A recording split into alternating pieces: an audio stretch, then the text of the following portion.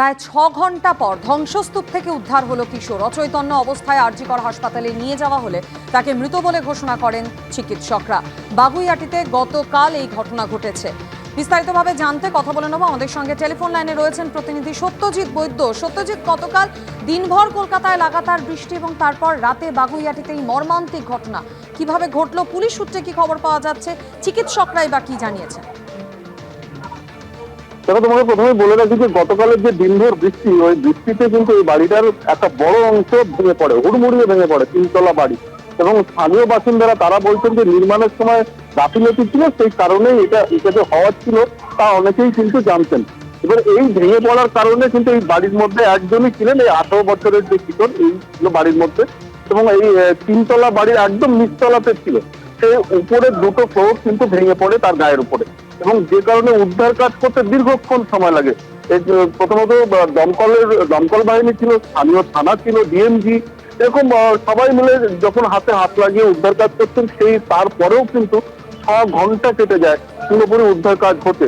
এবং তারপরে তাকে অচৈতন্য অবস্থায় উদ্ধার করা হয়, তারপরে হাসপাতালে নিয়ে গেলে চিকিৎসকরা মৃত ঘোষণা করেন।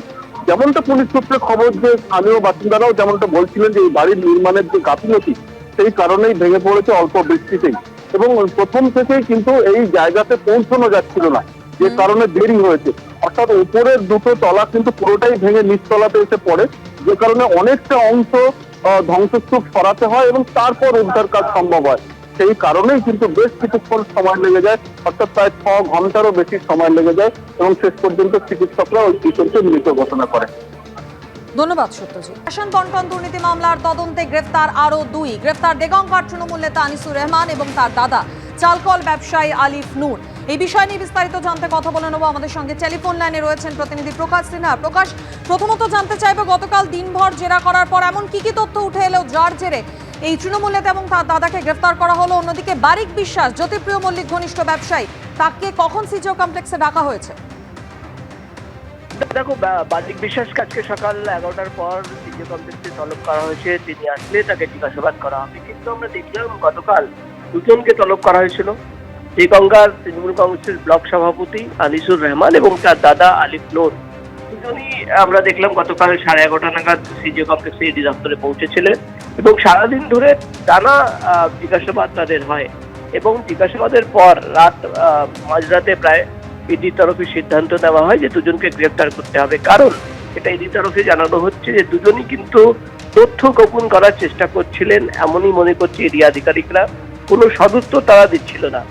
ইডি তরফে জানানো হচ্ছে যে তাদের রাইস মিলে এবং বাড়িতে তল্লাশি অভিযান চালিয়ে একদিকে যেমন 25 লক্ষ নগদ টাকা পাওয়া গেছিল, সেই টাকার উৎসর কোনো হিসেব তাদের কাছে ছিল না। অন্যদিকে রাইস মিল থেকে একাধিক নথি পাওয়া গেছিল, কয়েকটা রেজিস্টার ছিল, নাম পাওয়া গেছে। কিভাবে এই গোটা রেশন বন্টন দুর্নীতিতে এই রাইস মিলকে কাজে লাগানো হয়েছে, সেই বিষয় নিয়ে কিন্তু তথ্য প্রমাণ ইডি তরফে দাবি করা হচ্ছে যে তাদের হাতে ছিল। এবং সেই সূত্র ধরেই কিন্তু গতকাল দুজনকে জিজ্ঞাসাবাদ করা হয়।